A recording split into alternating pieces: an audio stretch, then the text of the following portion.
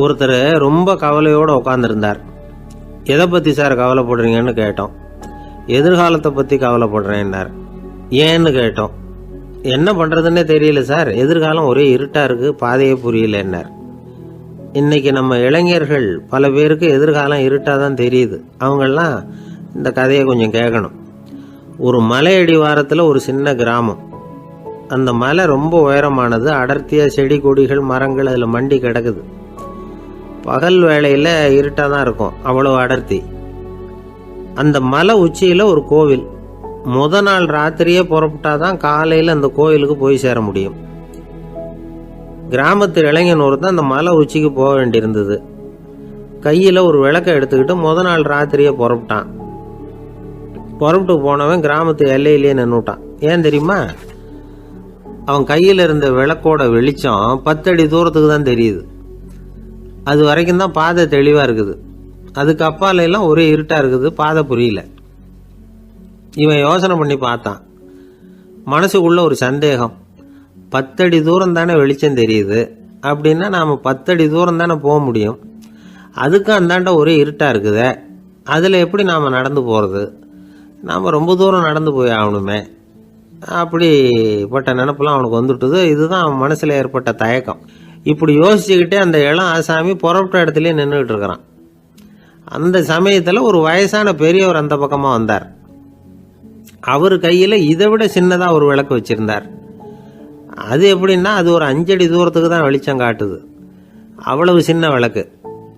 அவரும் மலை உச்சிக்கு போகிறதுக்காக தான் வந்துக்கிட்டு இருக்கிறார். அவரை பார்த்து இவன் கேட்டான், என்ன பெரியவரே, இவ்வளவு சின்ன விளக்கை வச்சுக்கிட்டு அவ்வளவு தூரத்துக்கு எப்படி மலையேற போகிறீங்க அப்படின்னு கேட்டான். நீ ஏன் இப்படி தயங்கிட்டே நிற்கிறேன்னு கேட்டார் பெரியவர். என்கிட்ட இருக்கிற விளக்கு 10 அடி தூரத்துக்கு தான் பாதையை காட்டுதுன்னா. இப்போ பெரியவர் சொன்னார், தம்பி, உன் கையில் இருக்கிற விளக்கு கொடுக்குற வெளிச்சத்தை வச்சு நீ முதல்ல 10 அடி தூரம் முன்னாடி போ. 10வது அடியில் போய் நின்றுக்கிட்டு பாரு. மறுபடியும் ஒரு 10 அடி தூரத்துக்கு பாதை தெரியும். இப்படி உன் கையில் இருக்கிற விளக்கு தொடர்ந்து வெளிச்சம் காட்டிக்கிட்டே இருக்கும். நீ முன்னேற முன்னேற அந்த வெளிச்சமும் முன்னேறும். அதனால் எத்தனை கிலோமீட்டர் தூரம் வேணும்னாலும் நீ இந்த 10 அடி தூரம் வெளிச்சத்தை வச்சுக்கிட்டே நீ போயிடலாம், புறப்படு அப்படின்னார். இப்போ தான் அந்த பெரியவர் சொன்னது இளைஞனுக்கு பளிச்சுன்னு புரிஞ்சுதான். உடனே உற்சாகமாக புறப்பட்டான், உச்சிக்கு போய் சேர்ந்தான். இந்த கதையிலேருந்து நாம் புரிஞ்சிக்க வேண்டியது என்ன தெரியுமா? நீண்ட கால திட்டம் ஒன்று போடும் பொழுது நமக்கு முன்னாடி இருக்கிறத மறந்துட்டு மனசை போட்டு குழப்பிக்க கூடாது. உங்கள் கையில் என்ன இருக்கோ அதுலேயே உங்கள் எதிர்காலம் மறைஞ்சிருக்குது. கண் முன்னாடி தெரியறத வச்சு ஆரம்பிங்க, போக போக வழி தானாக புலப்படும் அப்படிங்கிறார் ஒரு பெரியவர். பெரிய பயணங்களையெல்லாம் இப்படி தான் நடத்த வேண்டியிருக்கும். ஒவ்வொரு அடியாக எடுத்து வச்சா ஓடி போய் சேர்ந்து விடலாம். மலைச்சி போய் நின்றுட்டா நின்றுக்கிட்டே இருக்க வேண்டியது தான். நம்ம ஆள்லாம் ரொம்ப மோசமாக இருக்கிறாங்க. ஒருத்தன் அப்படி தான் நீண்ட தூர பிரயாணம் ஒன்று புறப்பட்டான். ரயில் போய்கிட்டே இருந்தது. கொஞ்சம் தூரம் போச்சு, பாதி வழியில் கையில் வச்சுருந்த டிக்கெட்டை காற்றுல விட்டுட்டான். ஐயோ, என் டிக்கெட்டு போயிட்டுதே அப்படின்னு கத்த ஆரம்பிச்சிட்டான். பக்கத்தில் இருந்த பெரியவர் அவனை பார்த்து பரிதாபப்பட்டு, கவலைப்படாத தம்பி, போனால் போகுது, வேற டிக்கெட் வாங்கிக்கலாம் அப்படின்னு ஆறுதல் சொன்னார்.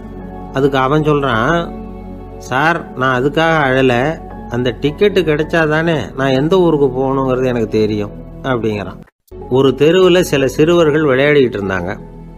ஏதோ ஒரு உயரமான கல்லை நடுத்தெருவில் வச்சு அதை சுற்றி சுற்றி ஓடி வந்துக்கிட்டு இருக்கிறாங்க. அது என்ன விளையாட்டோ அவங்களுக்கு தான் தெரியும். கொஞ்ச நேரம் அப்படி விளையாடிக்கிட்டு இருந்தவங்க விளையாடி முடிச்சதும் அந்த கல்லை நடுத்தெருவில் அப்படியே விட்டுட்டு அவங்கவுங்க வீட்டுக்கு ஓடி போட்டாங்க. அதுக்கப்புறம் அந்த வழியாக 2 பெண்கள் பேசிக்கிட்டே வந்தாங்க. பேச்சு சுவாரஸ்யத்தில் நடுத்தெருவில் இருந்த அந்த கல்லை கவனிக்கல. காலில் இடிச்சுட்டுது, லேசாக ரத்தம் வந்துட்டுது, வலி தாங்கலை. காலில் இடிச்சுக்கிட்ட பொண்ணு திட்ட ஆரம்பிச்சுட்டுது. வர வர ஊர் உலகம் ரொம்ப கெட்டு போச்சு, யாருக்கும் பொறுப்பே கிடையாது பாரு, இப்படி நடுத்தெருவில் பொறுப்பு இல்லாமல் இப்படி கல்லை போட்டு வச்சுருக்கிறாங்களே, இது நியாயமா அப்படின்னு சொல்லி இந்த சமூகத்தை கடுமையாக விமர்சனம் பண்ணிக்கிட்டு அவங்க போயிட்டாங்க. கொஞ்ச நேரம் கழித்து ஒரு வாலிபன் அந்த வழியாக வந்தான். அந்த கல்லை பார்த்தான், நின்னான், ஒரு நிமிஷம் யோசனை பண்ணான், என்ன பண்ணலாம்னு பார்த்தான்.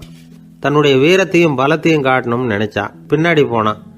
அப்புறம் வேகமாக ஓடி வந்து ஒரு சின்ன ஹை ஜம்ப் அப்படியே துள்ளி குதிச்சான். துள்ளி குதித்து தாண்டி அந்த பக்கமாக போய் விழுந்தான். அப்படியே விசில் அடிச்சுக்கிட்டு அவன் பாட்டுக்கு நடந்து போகிறான். அடுத்தபடியாக ஒரு காதல் ஜோடி அந்த வழியாக வந்தது. நடுத்தெருவில் கல் கண்ணில் பட்டது. அவங்க 2 பேரும் ரொம்ப நெருக்கமாக சேர்ந்து வந்துக்கிட்டு இருக்கிறாங்க. நடுவில் கல் இருக்கிறதுனால கொஞ்ச நேரம் 2 பேரும் விலகி மறுபடியும் இந்த பக்கம் வந்து சேர்ந்து போகணும். கொஞ்ச நேரம் நாம் பிரிய வேண்டி இருக்குதே அப்படின்னு வருத்தத்தோட முணுமுணுத்துக்கிட்டே இந்த பக்கம் வந்தாங்க. அதுக்கப்புறம் வழக்கம் போல சேர்ந்து அவங்க பாட்டுக்கு எதிர்காலத்தை பற்றி கற்பனை பண்ணிக்கிட்டே போயிட்டாங்க. கடைசியாக அந்த வழியாக பார்வை இல்லாத ஒருத்தர் வந்துக்கிட்டு இருக்கார். அவர் கையில் வழக்கமாக வச்சிருக்கிற அந்த ஊன்றுகோல், கையில் இருக்கிற அந்த ஊன்றுகோலால் தனக்கு முன்னாடி அப்படியே அப்படியே தட்டிக்கிட்டு பார்த்துக்கிட்டே அவர் மெதுவாக நடந்து வந்துக்கிட்டு இருக்கிறார். வழியில் இருக்கிற அந்த கல் தட்டுப்பட்டுது. உடனே நடுத்தெருவில் ஒரு கல் இருக்குங்கிறத அவர் புரிஞ்சுக்கிட்டார். உடனே குனிஞ்சார், அந்த கல்லை தடவி பார்த்து எடுத்தார், தெரு ஓரமாக கொண்டுட்டு போய் போட்டார். அதுக்கப்புறம் அவர் பாட்டுக்கு அவர் வழியில் நடந்து போனார். இப்போ இதில் பல பேர் வந்தாங்க போனாங்க. இவங்களில் பார்வை உள்ளவங்க யார், பார்வை இல்லாதவங்க யார்? இப்படி ஒரு கேள்வி கேட்டால் என்ன பதில் சொல்ல முடியும்? கொஞ்சம் யோசிச்சு பார்த்தா இன்னைக்கு பல பேர் இப்படி தான் இருந்துகிட்டு இருக்கிறோம். ஒரு ஆள் பார்க்கறதுக்கு பெரிய மனுஷன் மாதிரி இருக்கார். ஒரு தெரு வழியாக நடந்து வந்துகிட்டு இருந்தார். இருட்டு நேரம். வழியில் ஒரு பெரிய கல் கிடந்தது, கருங்கல். பார்த்தார், கொஞ்ச நேரம் யோசிச்சார். போய் தூக்கி பார்த்தா ரொம்ப கனமாக இருந்தது. இன்னொரு ஆள் சேர்ந்தாதான் தூக்க முடியும். இவர் உடனே ரோட்டோரமாக போய் ஒரு மரத்தடியில் உட்காந்துக்கிட்டார். 2 பக்கமும் பார்த்துக்கிட்டே இருக்கார், யாராவது வர்றாங்களான்னு. கொஞ்ச நேரத்தில் ஒருத்தர் வந்தார், இவருக்கு தெரிஞ்சவர். என்னங்க இந்த நேரத்தில் இங்கே உட்காந்துருக்குறீங்கன்னு கேட்டார் அவர். அதோ அந்த கருங்கல் அப்படின்னு சுட்டி காட்டினார். ஓ, அதை தூக்கி ஓரமாக போடணுமா? வாங்க 2 பேரும் தூக்கலான்னார் வந்தவர். நான் அதுக்காக உட்காந்துருக்கலன்னார் இவர். பின்ன வேற எதுக்காகன்னார் அவர். ஒரு மனுஷன் கருங்கல்லில் காலை இடிச்சுக்கிட்டான்னா எப்படி துள்ளுவான்னு பார்க்கணுங்கிறது எனக்கு ரொம்ப நாளாக ஒரு ஆசை. அதுக்காக தான் உட்காந்துருக்கிறேன் அப்படின்னாராம். ஒரு நாள் ஒரு தகப்பனார் தன்னுடைய பிள்ளைய அழைச்சிட்டு வந்தார். சார், இவன் சரியாக படிக்க மாட்டேங்கிறான், பெரியவங்களை மதிக்க மாட்டேங்கிறான். நீங்கள் கொஞ்ச நாள் இவனுக்கு குருவாக இருந்து நல்ல விஷயங்களை சொல்லி கொடுத்தா தேவையில்லைன்னார். பெரியவங்களையே மதிக்காதவன் எப்படி என்ன மதிக்க போகிறான் அப்படிங்கிறது நமக்கு யோசனை வரும் இல்லையா? வேணாங்க, என்னை விட்டுருங்க அப்படின்னோம். அவர் விட மாட்டேன்னு விட்டார். இல்லைன்னா அவரே சிஷ்யன் ஆகிடுவார் போல இருந்தது. சரி, வேற வழி இல்லாமல் அந்த பையனையே என்னுடைய சீடனை ஏற்றுக்கிட்டு உபதேசமெல்லாம் பண்ண ஆரம்பித்தோம். அதாவது குரு பக்தின்னா அது எப்படி இருக்கணுங்கிறத பற்றி சொல்லி கொடுத்தோம் அவனுக்கு. சதமகர் அப்படின்னு ஒரு குரு இருந்தார். அவருக்கு ஒரு சீடன். அவன் பேர் துளசி சைதன்யன். நைஷ்டிக பிரம்மச்சாரி. தன்னுடைய குருவுக்கு எந்த நேரத்தில் எது தேவைங்கிறத புரிஞ்சுக்கிட்டு சேவை செய்கிறவன். ஆனால் இவனை பற்றி மற்ற சீடர்களுக்கு பொறாமை வந்துட்டுது. இவன் மட்டும் இப்படி இருக்கானேன்னு உடனே குரு கிட்ட போய் கோல் மூட்டினாங்க. அவன் சரியில்லை, அவன் நடந்துக்கிறது சரியில்லை, அப்படி இப்படின்னு எதையாவது சொல்லி. இருந்தாலும் இதையெல்லாம் அந்த குரு நம்பலை. அவருக்கு தெரியும் யார் யார் எப்படின்னு. துளசி சைதன்யன் பெருமையை மற்ற சீடர்களுக்கு உணர்த்தணும் அப்படின்னு நினைச்சார். அதுக்கு ஒரு வழி பண்ணார். ஒரு நாள் சீடர்களை எல்லாம் கூப்பிட்டுக்கிட்டு ஒரு காட்டு வழியாக போய்கிட்டு இருந்தார். அங்கே ஒரு பெரிய மலை அருவி கொட்டிக்கிட்டு இருந்தது. குரு சீடர்கள் பக்கம் திரும்பினார். இந்த மலையின் மேலே இருந்து அந்த படுபாதாளத்தில் குதிக்கிறதுக்கு உங்களில் யார் தயார் அப்படின்னு கேட்டார். ஒரு சீடனும் ஆய திறக்கலை, ஒதுங்கி நின்றுக்கிட்டாங்க. பின்னாடி மூட்டை முடிச்சோடு வந்துக்கிட்டு இருந்தான் துளசி சைதன்யன். அவனை பார்த்தார். தப்பாருப்பா, நீ மேலே இருந்து அந்த அருவியில் குதி அப்படின்னார். அப்படியே செய்கிறேன் சுவாமின்னா ஓடி போய் பொத்துன்னு குதிச்சுட்டான். அடுத்த கணமே குருநாதர் தன்னுடைய யோக சக்தியால் பறந்து போய் அவன் கீழே விழுந்துடாமல் தாங்கி பிடிச்சி கொண்டுகிட்டு வந்துட்டார். மற்ற சீடர்களுக்கெல்லாம் ஒரு மாதிரி ஆயிட்டுது. அடுத்தபடியாக என்ன பண்ணலாம்னு யோசிச்சாங்க இவனை மாட்டி விடுறதுக்கு. ஒரு நாள் வெத்தலை அடிக்கிற ஒரு சின்ன உரலையும் உலக்கையையும் எடுத்து ஒளிய வச்சுட்டாங்க. சதமகர் சன்னியாசி இல்லை, அவர் வெத்தலை போடுவார். பல்லு சரியில்லை, அதனால் இடித்து தான் வெத்தலையை போடணும். திடீர்னு வெத்தலை பாக்கு கேட்டார். வழக்கமாக உரலில் இடித்து தர்றது தான் துளசியின் பழக்கம். உரலை தேடினா கிடைக்கல, என்ன பண்ணுறது? குரு கேட்டுவிட்டாரே, குரு சேவை தானே முக்கியம். என்ன பண்ணால் வெத்தலை பாக்க தன்னுடைய வாயில் போட்டு முன்னும் அதை எடுத்து அவர்கிட்ட கொடுத்துட்டான். குரு எதையோ படிச்சுக்கிட்டே அதை வாங்கி வாயில் போட்டுக்கிட்டார். துளசி இன்னைக்கு தாம்பூலம் நல்லா இடிக்கப்பட்டிருக்கு, ருசியாக வேற இருக்குது, அதை இடித்த பாத்திரத்தை என் கண்ணால் பார்க்கணும்னு ஆசையாக இருக்குன்னு விட்டார். அதை மட்டும் அனுப்பி போய் நீ வர வேண்டான்னு வேற சொல்லிவிட்டார். இதை கேட்டதும் துளசி தவிச்சு போயிட்டான். இவன் போகாமல் எப்படி வாயை மட்டும் அனுப்பி வைக்க முடியும்? இவன் தவிக்கிறத பார்த்ததும் மற்ற சீடர்களுக்கெல்லாம் மனசுக்குள்ளே ரொம்ப சந்தோஷம். துளசி கொஞ்சமும் யோசிக்கல, வாழை எடுத்தான், தன்னுடைய தலையவே அப்படியே அறுத்து வெட்டி எடுத்தான். இன்னொரு சீடங்கிட்ட கொடுத்துட்டான், எடுத்துகிட்டு போன்னு சொல்லி கொண்டுட்டு போய் குரு முன்னாடி வைக்கிறாங்க. அந்த தலையில் வாய் திறந்துருக்கு, வெத்தலை போட்டு முன்னு இருந்தது, தெரிஞ்சு போச்சு, சிவப்பாக இருந்தது. அவனுடைய குரு பக்தியை இப்போ எல்லாரும் ஒத்துக்கிட்டாங்க.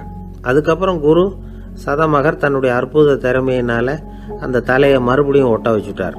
துளசிக்கு உயிர் வந்துட்டுது. இப்படி ஒரு பெரிய கதை உண்டு. அதாவது துளசி சைதன்யன் அவனுடைய குரு பக்தி எப்படி அப்படின்னு கேட்டோம். ரொம்ப அபாரம் அப்படின்னு அந்த பையன் அடக்கமா சும்மா விளையாட்டுக்காக தான் அப்படி அவங்ககிட்ட கேட்டோம். ஏன்பா உன்னுடைய குரு பக்தியை என்கிட்ட காட்டுறதுக்கு உன்னோட கழுத்தை நீயே அறுக்கணும்னு நான் சொன்னா அதை நீ செய்வியா அப்படின்னு கேட்டோம். என்னுடைய கழுத்தை நானே அறுக்க வேண்டிய அவசியம் இல்லை சார் அப்படின்னா அவன். ஏண்டான்னு அதே காரியத்தை தான் இனிமே நீங்க தினமும் செய்ய போறீங்களே சார் அப்படிங்கிறான். ஆசைப்படுறதுல தப்பு இல்லை, ஆனா அந்த ஆசை தேவைக்கு தகுந்த மாதிரி இருக்கணும். தேவைக்கு மீறிய ஆசைகள் இருக்கு பாருங்க, அது தேவையில்லை. இந்த கருத்தை வலியுறுத்தது மாதிரி ஒரு கதை உண்டு. தேவேந்திரனுக்கு திடீர்னு வீடு கட்டணும்னு ஒரு ஆசை வந்துதான். வீடுன்னா நாம கட்டுற மாதிரி இல்லை. தேவேந்திரன் வீடுன்னா சும்மாவா, ஒரு பிரம்மாண்டமான அரண்மனை கட்டணும். அது மாதிரி இந்த 3 லோகத்திலையும் ஒரு அரண்மனை கிடையாது அப்படின்னு எல்லாரும் சொல்லணும். இது அவனோட ஆசை. உடனே தேவ தச்சரான விஸ்வகர்மாவை கூப்பிட்டான், உத்தரவு போட்டான். விஸ்வகர்மா தன்னுடைய உதவியாளர்களை எல்லாம் கூப்பிட்டு ஒன்னா சேர்த்துக்கிட்டார். படாத பாடுபட்டு ஒரு பெரிய அரண்மனையை கட்டி முடிச்சார். கட்டி முடிக்க 1000 வருஷம் ஆச்சு. தேவேந்திரன் பார்க்கறான். அவனுக்கு திருப்தி ஏற்படலை. என்னுடைய அந்தஸ்துக்கு இது ரொம்ப சாதாரணமான கட்டிடம், இதை விட இன்னும் பெருசா கட்டு அப்படின்னா. தேவ தச்சர் திணறி போயிட்டார். அவரால் அதுக்கு மேல எதுவும் செய்ய முடியல. என்ன பண்றதுன்னு யோசனை பண்ணார். நேரா நாரதர் காலில் போய் விழுந்தார். நீங்க தான் என்னை இந்த பிரச்சனையிலேருந்து காப்பாற்றணும்னார். நாரதர் யோசனை பண்ணார். சரி கவலைப்படாதேன்னார். நேரா இந்திரன் கிட்ட போனார். இந்திரன் நாரதரை பார்த்த உடனே வாங்கன்னு கூட்டிட்டு போய் அரண்மனையை காட்டினான். இது மாதிரி ஒரு அரண்மனையை நீங்க வேற எங்கேயாவது பார்த்துருக்குறீங்களா அப்படின்னு ரொம்ப பெருமையா கேட்டான். நான் பார்த்ததில்ல, ஆனா என்னை விட வயசுல மூத்தவர் மகரிஷி லோமேசர், அவர் ஒருவேளை பார்த்துருக்கிறாரா என்னமோ அப்படின்னார். உடனே அவரை மனசுல நினைச்சு தியானம் பண்ணினார். அடுத்த கணம் லோமேசர் அங்க வந்தார். இடையில ஒரு சின்ன துண்டு, கையில ஒரு கமண்டலம், தலையில ஒரு பாய், அவ்வளவுதான் அவர்கிட்ட இருந்தது. எதுக்காக தலையில இந்த பாய் அப்படின்னு கேட்டான் இந்திரன். என்ன மாதிரி அற்ப ஆயுள் உள்ள ஒரு ஜீவன் தனியா வீடு கட்டிக்கிட்டு திண்டாடணுமா? இந்த பாய் தான் ஒரு வீடு மாதிரி எனக்கு நிழல் கொடுக்குது அப்படின்னார் அவர். என்னது உங்களுக்கு அவ்வளவு கொஞ்சமான ஆயுளா அப்படின்னு ஆச்சரியத்தோட கேட்டான் இந்திரன். ஆமா, இதை பாரு, என்னுடைய மார்பில் ஒரு பொற்காசு அளவுக்கு ரோமம் உதிர்ந்துட்டுது. எப்போ என் உடம்புல உள்ள எல்லா ரோமமும் உதிர்ந்துருமோ அப்போ என்னுடைய ஆயுள் முடியும் அப்படின்னார். எப்போ அந்த ரோமங்கள் பூரா உதிரும்னு கேட்டான் இவன். ஒரு பிரம்மா மறைஞ்சதும் ஒரு ரோமம் உதிரும். என் உடம்புல உள்ள ரோமங்களின் எண்ணிக்கை எவ்வளவோ அவ்வளவு பிரம்மாக்கள் தோன்றி அவங்க ஆயுள் முடியும் பொழுது என் உடம்புல உள்ள ரோமங்கள் பூரா உதிரும் அப்படின்னார். அப்படின்னா ஒரு பிரம்மாவோட ஆயுள் எவ்வளவு காலம்னு கேட்டான். ஒரு பிரம்மாவுக்கு 100 தேவ வருஷம். ஒவ்வொரு தேவ வருஷத்துக்கும் 365 தேவ நாள். ஒவ்வொரு தேவ நாள்லையும் ஒன்ன மாதிரி 14 இந்திரர்கள் தோன்றி மறைகிறாங்க அப்படின்னு மகரிஷி லோமேசர் சொல்றார். இதை கேட்டதும் இந்திரன் ஆடி போட்டான். அவ்வளவு ஆயுள் உள்ள இவரே அற்ப ஆயுள்னு சொல்றார். நான் என்னுடைய ஆயுளை பெருசா நினைச்சுக்கிட்டு பிரம்மாண்டமான அரண்மனை கட்டணும்னு ஆசைப்படுறேனே அப்படின்னு நினைச்சான்.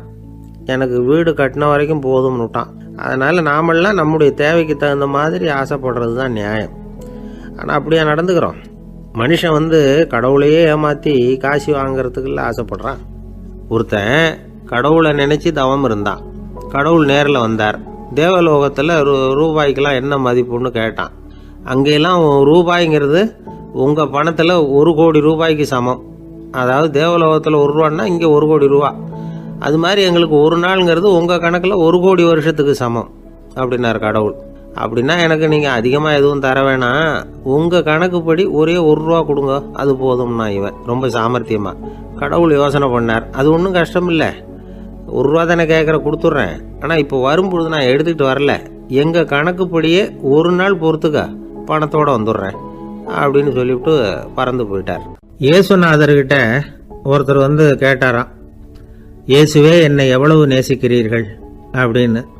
அவர் தன்னுடைய 2 கைகளையும் அகல விரித்து இவ்வளவு என்று சொல்லி சிலுவையில் உயிர் நீத்தார் அப்படின்னு சொல்லுவாங்க. அதாவது அந்த நேசிப்புக்கு எல்லை கிடையாது, அதே போல மன்னிப்புக்கும் எல்லை கிடையாது. இது இயேசுநாதர் சொல்லி கொடுத்த ஒரு பாடம். இயேசுனுடைய சீடர்கள்ல ஒருத்தன் பீட்டர், அவன் ஒரு நாள் இயேசுநாதர்கிட்ட கேட்டிருக்கான், இயேசுவே, நான் என்னுடைய தம்பி கிட்ட அடிக்கடி சண்டை போட்டுக்கிட்டு இருக்கிறேன், என்னுடைய சகோதரன் கூட. அவனை நான் எத்தனை தடவை மன்னிக்கிறது? ஏற்கனவே 7 தடவை அவனை மன்னிச்சுட்டேன் அப்படின்னு சொல்லியிருக்கிறான். அப்போது இயேசு சொன்னாராம், மன்னிக்கிறதுக்கு எத்தனை தடவைங்கிற கணக்கெல்லாம் கிடையாது. எத்தனை தடவை உன்னுடைய சகோதரன் உன்னை கோபப்படுத்துகிறானோ அத்தனை தடவை நீ மன்னிக்கிறதுக்கும் தயாராக இருக்கணும். அதுதான் அப்படின்னு சொன்னாராம். அப்போ இவனுக்கு ஒன்றும் புரியல. இது என்ன, அவன் தப்பு பண்ணிக்கிட்டே இருப்பான், நாம் மன்னிச்சுக்கிட்டே இருக்கிறதா அப்படிங்கிறது மாதிரி குழப்பமாக இருந்திருக்கிறான். அப்போது இயேசுநாதர் தன்னுடைய சீடன் பீட்டர்கிட்ட ஒரு கதை சொன்னாராம். அந்த கதை இன்றைக்கு நாம் எல்லாரும் சிந்தித்து பார்க்க வேண்டிய ஒரு கதை. அதாவது மன்னிப்பை விரும்புகிறவர்கள் மன்னிக்கவும் தயாராக இருக்க வேண்டும் அப்படிங்கிறது தான் அந்த கதையினுடைய தத்துவம். அந்த இயேசுநாதர் சொன்ன கதை என்னன்னா, ஒரு மன்னர் இருந்தார். அவர் ஒரு நாள் அரண்மனையில் உட்காந்து கணக்கு வழக்குகள்லாம் பார்த்துக்கிட்டு இருந்தார்.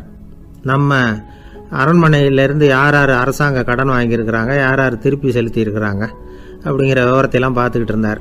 அப்போ தான் புரிஞ்சுது, அந்த அரண்மனையில் வேலை செய்கிற ஒருத்தனே அரசாங்க கடன் வாங்கியிருக்கிறான். எவ்வளவு? 10,000 பொற்காசுகள் வாங்கியிருக்கான் கடன். இந்த 10,000 பொற்காசுகளை திருப்பி செலுத்தலை அரசாங்கத்துக்கு. இது மன்னர் கவனத்துக்கு வந்தது.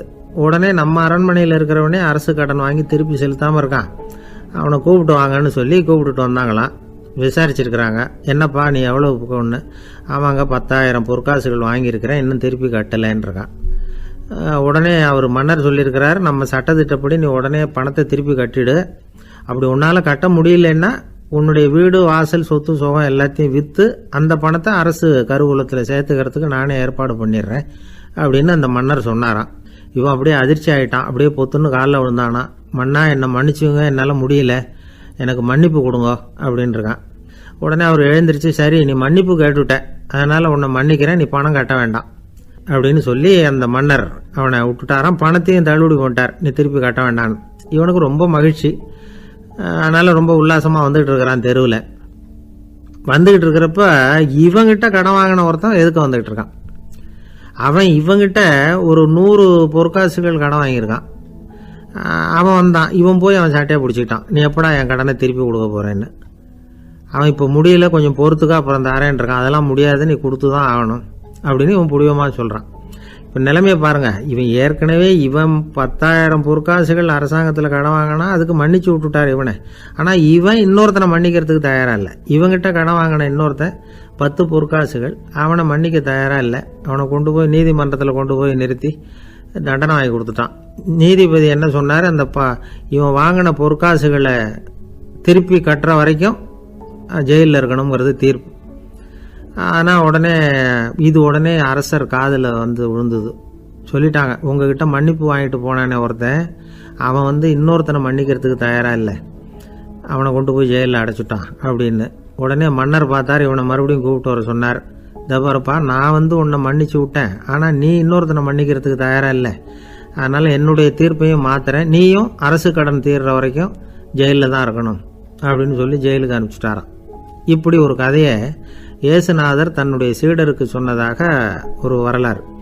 அது என்ன, அதிலேருந்து நாம் புரிந்து கொள்ள வேண்டியதுன்னா, நாம் மன்னிக்கப்படணும்னு நாம் விரும்புகிறோம்னா நாம் இன்னொருத்தரை மன்னிக்கிறதுக்கு தயாராக இருக்கணும்.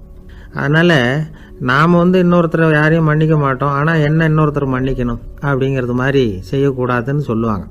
அது மாதிரி நாம் இப்போ இது தப்பாக புரிஞ்சுக்கிறவங்களும் இருக்கிறாங்க. பாவம் மன்னிப்புங்கிறதுலாம் எதுக்குன்னா, அதாவது மறுபடியும் பாவம் செய்யாமல் இருக்கிறதுக்காக தான். அதான் மன்னிக்கிறாரே அப்படிங்கிறதுக்காக மறுபடியும் பாவம் பண்ணிகிட்டு இருக்கிறது இல்லை. அதான் ஒருத்தர் கேட்டாராம், பாவத்திலேருந்து மன்னிப்பு கிடைக்கணும்னா நீ என்ன செய்யணும் அப்படின்னு கேட்டிருக்காரு. அதுக்கு அவன் சொல்லியிருக்கிறான், நான் முதல்ல பாவம் செய்யணும், அப்போ தானே மன்னிப்பு கிடைக்கும் அப்படின்னு நானாம். இப்படிப்பட்டவர்கள் தான் இன்றைக்கி உலகத்தில் அதிகமாக இருக்கிறாங்க. அதனால் இந்த மன்னிப்பின் மகத்துவங்கிறது இயேசுநாதர்கிட்டேருந்து தான் நாம் புரிஞ்சுக்கணும். அந்த இயேசு சொன்ன அந்த மன்னிக்கிற மனோபாவம் இருந்தால் இன்றைக்கி உலகம் பூராவும் அமைதி பூங்காவாக இருக்கும். அதில் ஒன்றும் ஆச்சரியமே இல்லை, அதில் ஒன்றும் சந்தேகமும் இல்லை. அதனால் மன்னிக்கிற மனோபாவத்தை நாம் எல்லாரும் நமக்குள்ளே வளர்த்து கொள்ள வேண்டும் அப்படிங்கிறது தான் நாம் இன்றைக்கு எல்லோரும் சிந்தித்து பார்க்க வேண்டிய ஒரு செய்தி. என்ன சார், உங்கள் பையன் என்ன செஞ்சுக்கிட்டு இருக்கிறான் இப்போ அப்படின்னு கேட்டார் ஒருத்தர். அடிக்கடி கண்ணாடி முன்னாடி நின்று அழகு பார்த்துக்கிட்டு இருக்கிறான் சார் அப்படின்னாரு அப்பா. இளம் பருவம் இப்படி தான் இருக்கும், அதையெல்லாம் சாதாரணமாக நினச்சிடாதீங்க அப்படின்னாரு அவர். என்ன சார் சொல்கிறீங்க, கண்ணாடி முன்னாடி நின்றுக்கிட்டு நேரத்தை வீணாக்கிக்கிட்டு இருக்கான், அதை ஒரு பெரிய விஷயமா நான் நினைக்கணுமா அப்படின்னாரு இவர். இளம் பருவத்தில் இளைஞர்களுக்கும் சின்ன பொண்ணுங்களுக்கும் அடிக்கடி கண்ணாடியில் பார்க்கணும்னு தோணும். அது வெறுமனே அழகு பார்க்கறது மட்டும் இல்லை, அவங்க தங்களையே தேடி கண்டுபிடிக்கிற ஒரு முயற்சி அது. இது ஒரு மனோதத்துவ விளைவு. இது வரைக்கும் சின்ன பிள்ளையா இருந்துட்டோம், இனிமேல் நாமளும் மற்றவங்க மாதிரி மனிதர்கள் தான் அப்படிங்கிற உணர்வு அவங்களுக்கு வருது. தங்களோட முகம் எப்படி இருக்குது, அழகு எப்படி இருக்குது, உடம்பு நேரம் எப்படி இருக்குது, முடி எப்படி இருக்குது அப்படிங்கிறதையெல்லாம் கண்டுபிடிக்கிறாங்க. அதுக்கப்புறம் இன்னொரு ஆணோ பொண்ணோ தன்னை கவனிக்கணும் அப்படின்னு நினைக்கிறாங்க. இதெல்லாம் மனோதத்துவ உண்மைகள், இதெல்லாம் இயற்கை. இதை பார்த்துட்டு பெற்றவங்க பிள்ளைங்க கெட்டு போட்டாங்க அப்படின்னு நினைக்கக்கூடாது, அவங்கள திட்டிக்கிட்டே இருக்கக்கூடாது. இன்னைக்கு பல குடும்பங்களில் இதுதான் நடந்துகிட்டு இருக்குது. மனுஷ வாழ்க்கையிலேயே இப்படியும் இல்லாத அப்படியும் இல்லாத ஒரு பருவம் இளம் பருவம். 13லேருந்து 19 வயசுக்கு உட்பட்ட ஆண்கள் பெண்கள் இந்த வகையை சேர்ந்தவங்க, டீனேஜ் குரூப். இவங்கள சின்னவங்கன்னு நினச்சிட முடியாது, பெரியவங்கன்னு நினச்சிட முடியாது. இவங்க ரொம்ப சென்சிட்டிவ். சமூகம் நினச்சா இவங்களை நல்லவங்களாகவும் ஆக்கலாம், கெட்டவங்களாகவும் ஆக்கலாம். கொஞ்சம் அக்கறை எடுத்துக்கிட்டால் பெரிய பெரிய மேதைகளையும் விஞ்ஞானிகளையும் உருவாக்கலாம். ஆனால் நடக்கிறது என்ன தெரியுமா, அநேகமாக இவங்களை யாருமே சரியாக புரிஞ்சுக்கிறது இல்லை, இவங்களை சரியாக நடத்துறதும் இல்லை. இது வரைக்கும் நாம் சொல்கிறத கேட்டுக்கிட்டு இருந்தான், இப்போல்லாம் அவன் இஷ்டத்துக்கு நடக்க ஆரம்பிச்சுட்டான் அப்படின்னு வருத்தப்படுற பெற்றோர்கள் அதிகம். இது வருத்தப்படுற விஷயம் இல்லை, சந்தோஷப்பட வேண்டிய விஷயம். உங்கள் புள்ள சொந்தமாக யோசிக்க ஆரம்பிக்கிறதும் நடந்துக்க ஆரம்பிக்கிறதும் ஒரு தப்பான விஷயமா? அவன் கடைசி வரைக்கும் உங்கள் பேச்சையே கேட்டுக்கிட்டு இருக்கணுங்கிறது என்ன நியாயம்?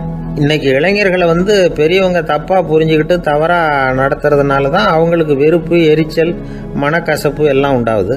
பெற்றவங்க சரியாக மதிக்கிறது இல்லை அப்படிங்கிற ஒரே காரணத்தினாலேயே வீணாக போகிற பிள்ளைங்க இன்றைக்கி அதிகம். சரி, பெற்றவங்களுக்கு இன்றைக்கி என்ன தான் புத்தி சொல்ல வர்றீங்க அப்படின்னு கேட்குறீங்களா? நாம் எதையும் சொல்ல வரல, ஆனால் அது சம்பந்தமான சில நிபுணர்கள் சொல்லியிருக்கிறத உங்கள் காதில் போட்டு வைக்கலாம். அது என்னென்னா, பிள்ளைங்க கிட்ட அன்பு செலுத்துங்க. குழந்தையா இருந்தப்போ எவ்வளவு பாசமாக இருந்தீங்க, வளர வளர அதை ஏன் குறைச்சிக்கிறீங்க? பெற்றவங்களின் அன்பான வார்த்தைகளுக்கு ஏங்குறவங்க தான் இன்றைய இளைஞர்கள். அவங்க எதை சொன்னாலும் அதை அக்கறையாக காது கொடுத்து கேளுங்க, அலட்சியப்படுத்தாதீங்க. அவங்க விரும்புறது உங்ககிட்ட இருந்து ஒரு மதிப்பு, மரியாதை, அங்கீகாரம், இவ்வளவுதான். அவங்க அவங்களாவே முடிவுகள் எடுக்கட்டும், அதுக்கு நீங்கள் உதவியாக இருங்க, அது போதும். மற்றவங்க முன்னாடி, முக்கியமாக அவங்க நண்பர்கள் முன்னாடி அவங்கள பற்றி மட்டமாக பேசாதீங்க.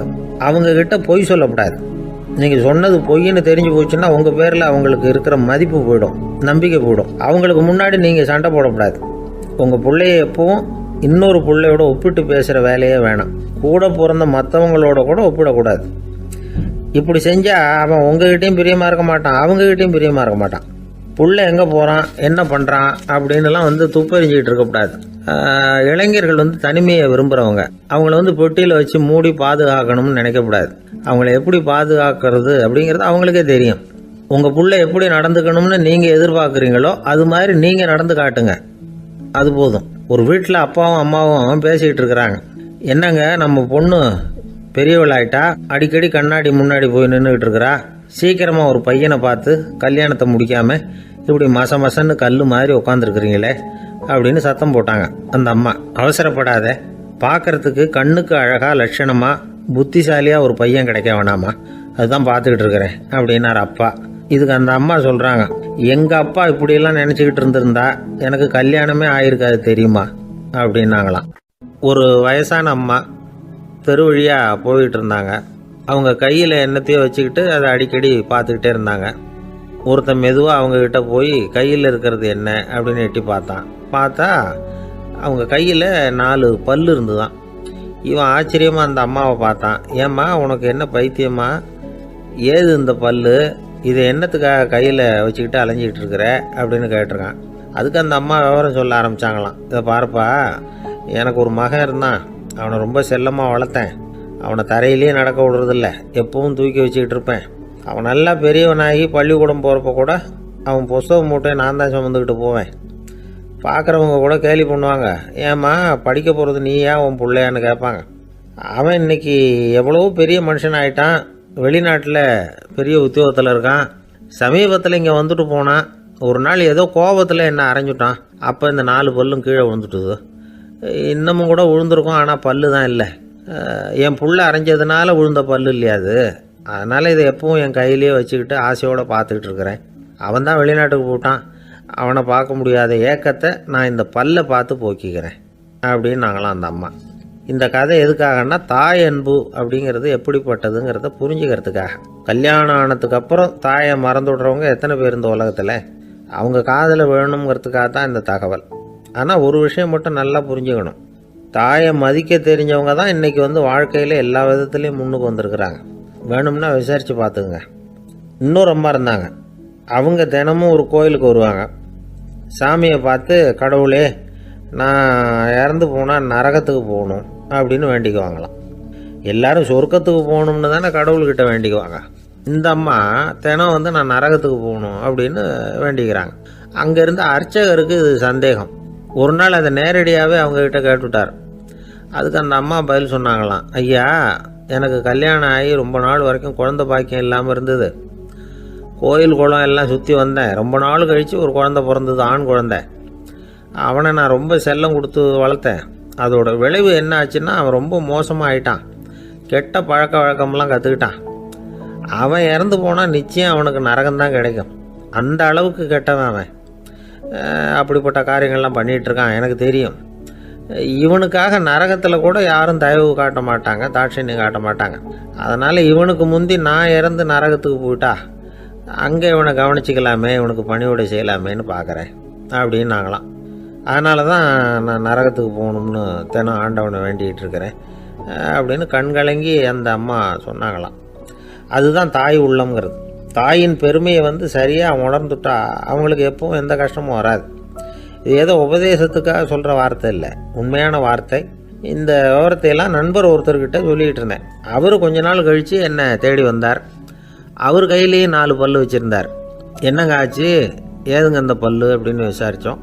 உங்கள் உபதேசத்தை கேட்டுவிட்டு இந்த உலகத்தில் எல்லாரையும் தாயாக நினைக்க ஆரம்பிச்சிட்டேன். ஒரு அம்மாவை கடத்தரில் பார்த்து தாயேன்னு கூப்பிட்டேன். அவங்க உடனே பலார்னு என்னை அரைஞ்சிட்டாங்க. பல்லு விழுந்துட்டுது.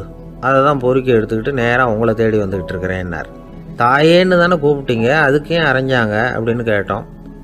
நான் தாயேன்னு கூப்பிட்டது அவங்க காதில் நாயேன்னு விழுந்துட்டு தான், அதுதான் அப்படி ஆயிட்டுது அப்படின்னார். ஒரு ஆஃபீஸில் வேலை பார்க்குற ஒருத்தர் ஏதோ தப்பு பண்ணிவிட்டார். உடனே மேல் அதிகாரி அவரை கூப்பிட்டு அனுப்புனார். நீ செஞ்சது தப்புன்னார் கோபமாக. இது ஒரு ரகம். சில அதிகாரிகள் இப்படி நீங்கள் செஞ்சது தப்புன்னு சொல்கிறதில்ல, நீங்கள் செஞ்சது சரி அப்படின்னு சொல்கிறதில்ல. எப்படி சொல்லுவாங்கன்னா, நீங்கள் செஞ்சது சரியில்லைன்னு நான் நினைக்கிறேன் அப்படின்னு சொல்லுவாங்களாம். அதாவது சில பேர் நீங்கள் செஞ்சது தப்புங்கிறாங்க, அதையே மாற்றி சொல்கிறாரு இவர், நீங்கள் செஞ்சது சரியில்லைன்னு நினைக்கிறேன். இது ரெண்டும் அர்த்தம் ஒன்று தான், இருந்தாலும் வார்த்தைகள் வித்தியாசம். நிர்வாக திறமை இல்லாத ஒரு அதிகாரி யூ ஆர் ராங் அப்படின்னு சொல்லுவாராம். நிர்வாக திறமை உள்ள அதிகாரியாக இருந்தால் அதையே கொஞ்சம் மாற்றி I think you are not correct அப்படிம்பாரான். இதுதான் வித்தியாசம்.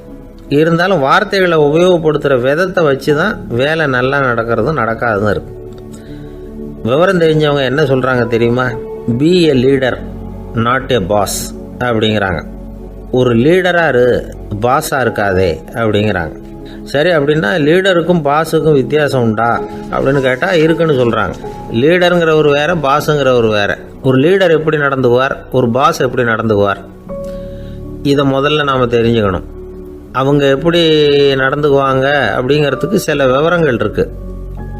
அதை கேட்டோம்னா நாம் புரிஞ்சுக்கலாம் அதை. அதாவது பாஸுங்கிறவர் விரட்டிக்கிட்டே இருப்பார், லீடருங்கிறவர் ஊக்கப்படுத்திக்கிட்டே இருப்பார். நாளைக்கு சாயந்தரத்துக்குள்ளே அந்த வேலையை செஞ்சு முடிக்கலைன்னா தொலைச்சி விடுவோம் தொலைச்சி அப்படிம்பார் அவர். இவர் எப்படி சொல்லுவார்னா, இது வரைக்கும் நீங்கள் செஞ்சுருக்கிற வேலை ரொம்ப அற்புதம் அப்படிம்பார். பாஸுங்கிறவர் அதிகாரத்தை நம்பி செயல்படுறவர், லீடருங்கிறவர் நல்லெண்ணத்தை நம்பி செயல்படுறவர். நம்மக்கிட்ட அதிகாரம் இருக்குது, பவர் இருக்குது, அதனால் காரியத்தை சாதிச்சுடலாம் அப்படின்னு நினைக்கிறவர் அவர். மற்றவங்கக்கிட்ட ஒரு நல்ல அபிப்பிராயத்தை சம்பாதிச்சுக்கிட்டு அது மூலமாக காரியங்களை சாதிக்கிறவர் இவர். பாஸுங்கிறவர் பயத்தை உண்டு பண்ணுவார், லீடருங்கிறவர் அன்பை பரவ செய்வார். அதை செய்யலைன்னா ஆடிட்டில் தகராறாயிடும், இது செய்யலைன்னா இன்க்ரிமெண்ட்டு கட் ஆகிடும், இப்படி ஏதாவது சொல்லி பயமுறுத்திக்கிட்டே இருப்பார் அவர். இவர் அப்படி இல்லை. உடம்பு இப்படி இருக்குது, வீட்டில் எல்லோரும் சௌக்கியமாக இருக்கிறாங்களா, ஆஃபீஸில் எல்லாம் வசதியாக இருக்குதா, நான் ஏதாவது உதவி செய்யணுமா அப்படின்னு அன்புக்கு முக்கியத்துவம் கொடுப்பார். பாஸுங்கிறவர் எதுக்கு எடுத்தாலும் நான் சொல்லிகிட்டு இருப்பார். லீடருங்கிறவர் நாமன்னு சொல்லிகிட்டு இருப்பார். பாஸுங்கிறவர் தப்புக்கு காரணம் யாருன்னு பார்ப்பார். லீடருங்கிறவர் தப்பு என்னன்னு பார்ப்பார். இதுதான் ரெண்டு பேருக்கு வித்தியாசம். The boss shows who is wrong, the leader shows what is wrong அப்படின்னு சொல்லுவாங்க. இந்த காரியம் எப்படி செய்யப்பட்டிருக்கு அப்படின்னு தெரிஞ்சுக்கிறவர் பாஸ். இந்த காரியத்தை எப்படி செய்யணும்னு செஞ்சு காட்டுறவர் லீடர். பாஸுங்கிறவர் பணியாளர்களை திட்டுவார். லீடர் மரியாதைக்குரியவராக நடத்துவார். அதுக்குரியவராக அவர் நடந்துக்குவார். செய்கிற வேலையை ஒரு சுமையாக நினைக்க வைக்கிறவர் பாஸ். செய்கிற வேலையை ஒரு சந்தோஷமாக ஆக்கிறவர் லீடர். ஒரு முதலாளியாக இருக்கிறவர் அல்லது ஒரு நிர்வாகியாக இருக்கிறவர் இது மாதிரியான நுணுக்கங்களையெல்லாம் தெரிஞ்சு வச்சுக்கிறது நல்லது. ஒரு பாஸ் இருக்கார். அவர் ஒரு நாள் ரொம்ப பெருமையாக தன்னோட ஆஃபீஸை பற்றி பேசிக்கிட்டு இருந்தார். எனக்கு கீழே 200 பேர் வேலை செய்கிறாங்க சார். நான் ஒரு கோடு கிழிச்சா அவங்க அதை தாண்டாத அளவுக்கு நான் நடந்துக்கிறேன் சார் அப்படின்னார் அவர். அது எப்படி முடியுது உங்களால் அப்படின்னு கேட்டோம். நான் கோடே கிழிக்கிறதில்ல சார் அப்படின்னார். ஒருத்தர் மனசில் நிம்மதி இல்லாமல் உட்காந்துருந்தார். என்ன சார் விஷயம் அப்படின்னு விசாரித்தேன். அகலக்கால் வச்சுட்டேன், அதுதான் அவதிப்படுறேன்னார். விவரமாக சொல்லுங்கன்னு. வீடு கட்டணும்னு ஆரம்பித்தேன், வேலை பாதியிலேயே நிற்கிது, கையில் பணம் இல்லை அப்படின்னார். இது மாதிரி ஆசாமிகள் பல பேரை நீங்கள் பார்த்துருக்கலாம். இவங்கெல்லாம் சுலபமாக மன அழுத்தத்துக்கு ஆளாயிடுறாங்க. மன உளைச்சல், அதாவது ஸ்ட்ரெஸ் அப்படின்னு சொல்கிறோமே, அதுக்கு அடிப்படையான சில காரணங்கள் உண்டு. அதாவது மிகையாக திட்டமிடுதல் அப்படிங்கிறதும் ஒரு முக்கியமான காரணம். நடைமுறை சாத்தியம் என்னங்கிறத மனசில் வச்சுக்கிட்டு எந்த திட்டத்தையும் தீட்டணும், அப்போ தான் அது சரியாக வரும். ரெண்டாவது காரணம் என்ன தெரியுமா? ஒரே நேரத்தில் பல்வேறு செயல்களில் ஈடுபடுறது. தொலைபேசியில் பேசிக்கிட்டே கையில் இருக்கிற கடிதத்தை படிச்சுக்கிட்டே எதிரில் உட்காந்துக்கிட்டு இருக்கிறவருக்கும் அப்பப்போ பதில் சொல்லிக்கிட்டு மனசில் பல்வேறு சிந்தனைகளை அப்படியே ஓட விட்டுக்கிட்டு இருக்கிறது, இதுவும் மன அழுத்தத்தை உண்டாக்குது. மூணாவது காரணம், எதிலேயும் வெற்றி மட்டும் எதிர்பார்க்குற ஒருதலைப்பட்சமான ஆர்வம். நாம் தொட்டதெல்லாம் வெற்றியாகவே முடியணும் அப்படின்னு எதிர்பார்க்குறவங்க ஏதாவது ஒன்றில் தோல்வியை கண்டால் தோண்டு போயிடுறாங்க. எப்படியும் முடியலாம்ங்கிற எண்ணம் ஏற்கனவே நமக்குள்ளே இருந்துட்டுதுன்னா அந்த அவஸ்தை வராது. அதனால் அதுவும் நம்ம வளர்த்து கொள்ள வேண்டிய ஒரு குணம். மன உளைச்சல் ஏற்படுறதுக்கு இன்னொரு காரணம், எதையும் வேகமாக செஞ்சுடணும் அப்படிங்கிற துடிப்பு. அந்த துடிப்பே மனசை அழுத்த ஆரம்பிச்சிடும். எந்த ஒரு காரியத்திலையும் தாமதமோ இடையூறோ ஏற்பட்டால் அதை பொறுத்துக்கிற மனப்போக்கம் வேணும். அது இல்லாதவங்க அழுத்தத்துக்கு ஆளாயிடுறாங்க. சில பேர் வேலைன்னு எந்த நேரம் பார்த்தாலும் வேலையே கதின்னு கிடப்பாங்க. பொழுதுபோக்குக்கோ உடற்பயிற்சிக்கோ குடும்பத்தில் உள்ளவங்க அல்லது நண்பர்கள் கூட கலந்துரையாடவோ கொஞ்சம் கூட நேரம் ஒதுக்க மாட்டாங்க. இந்த சுபாவம் மன அழுத்தத்தை உண்டு பண்ணும். இதையெல்லாம் புரிஞ்சுக்கிட்டு அதிலிருந்து விடுபடுறது எப்படின்னு யோசிக்கணும். வல்லுநர்கள் இது தொடர்பாக சில யோசனைகளை சொல்லி வச்சிருக்கிறாங்க. அது என்னன்னா, வாழ்க்கைங்கிறது பிரச்சனைகளால் பின்னப்பட்ட ஒன்று. அது எப்போவுமே முடிவடையாத ஒரு தொடர்கதை அப்படிங்கிறத முதல்ல நாம் புரிஞ்சுக்கணும். ஒரே நேரத்தில் ஒரு காரியத்தில் மட்டுமே நாம் கவனம் செலுத்தணும். அடுத்தவங்க காரியத்தில் தலையிடக்கூடாது. எதையும் பேச ஆரம்பிக்கிறதுக்கு முன்னாடி நம்மை நாமே கேட்டுக்க வேண்டிய கேள்வி 2. 1, நான் சொல்ல போகிறது ரொம்ப முக்கியமானதா? 2வது, நான் சொல்கிறத அவங்க கேட்குறதுக்கு ஆசைப்படுறாங்களா? நான் பேசுகிறதுக்கு அது சரியான நேரம் தானா? இதை யோசித்து பார்த்ததுக்கப்புறம் எதையும் பேச ஆரம்பிக்கணும். முடிஞ்ச அளவுக்கு வளைந்து போகிற சுபாவத்தை வளர்த்துக்கணும். நம்ம நேரம் விலை மதிப்பு இல்லாதது, அதை வீணாக்கக்கூடாது. சிரிக்க தெரியலனாலும் பரவாயில்ல, முகத்தில் கொஞ்சம் புன்முறுவலாவது காட்டணும். இதெல்லாம் ரொம்ப முக்கியம். அடுத்தவங்க ஏதாவது செஞ்சால் உடனே நன்றி சொல்ல மறக்கக்கூடாது. தினமும் கொஞ்சம் நேரத்தை தனிமையில் செலவு பண்ணணும். மன உளைச்சலிருந்து விடுபடுறதுக்கு 3 முக்கிய வழிகள் சொல்கிறாங்க.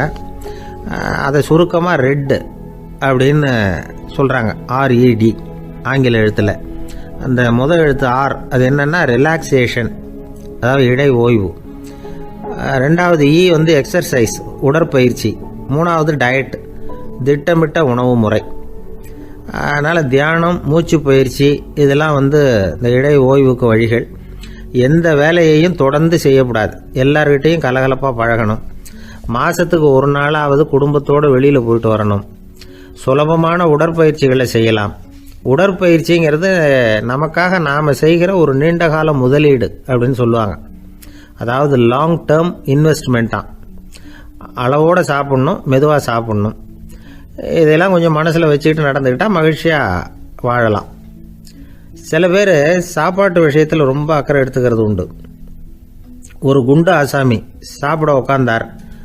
முதல்ல ஒரு மாத்திரை சாப்பிட்டார். எதுக்குன்னு கேட்டோம். பசி எடுக்கிறதுக்குன்னார். சாப்பிட்டு முடித்தார். பிறகு மறுபடியும் ஒரு மாத்திரை சாப்பிட்டார். இது எதுக்குன்னு கேட்டோம். சாப்பிட்டது ஜீரணமாகறதுக்கு அப்படின்னார். என் நண்பர் ஒருத்தர் ஆழ்ந்த சிந்தனையில் இருந்தார். என்ன யோசனை பண்ணுறீங்கன்னு கேட்டேன். தலைவர் ஆகணும்னு பார்க்குறேன், அதுதான் என்ன வழின்னு யோசிச்சுக்கிட்டு இருக்கேன்னார். நான் கூட அது மாதிரி யோசித்து பார்த்தேன். அதுக்கப்புறம் அந்த யோசனையை கை விட்டுட்டேன் அப்படின்னோம். ஏன்னு கேட்டார்.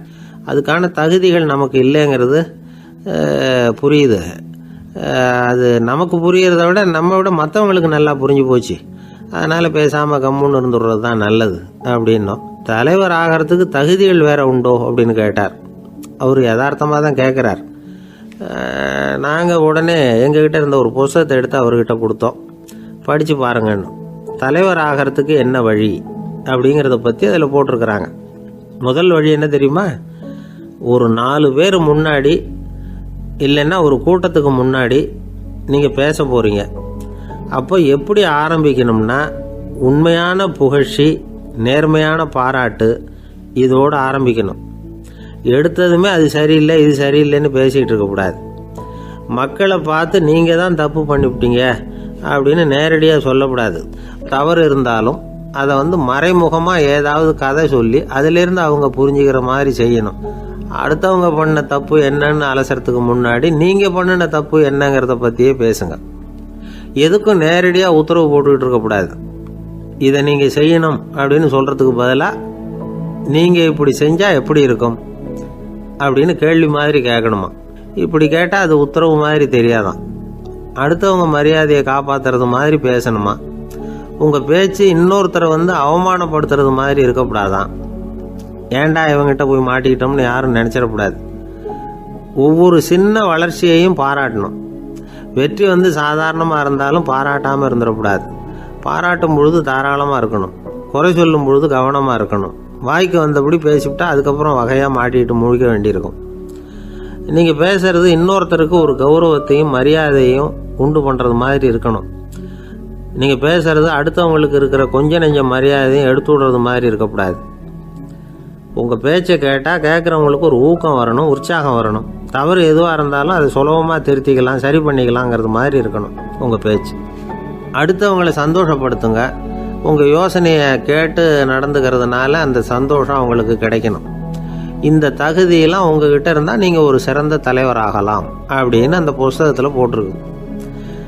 இந்த காலத்தில் தலைவர் ஆகிறதுக்கு வேறு சில தகுதிகள்லாம் கூட தேவைப்படுது. ஒரு புள்ள தன்னுடைய அப்பா கிட்ட, அப்பா உன்ன மாதிரியே நானும் அரசியலில் சேரணும், தலைவர் ஆகணும்னு ஆசைப்படுறேன், இன்னையிலேருந்து எனக்கு அரசியல் பாடம் கற்றுக் கொடு அப்படின்னு கேட்டிருக்கான்.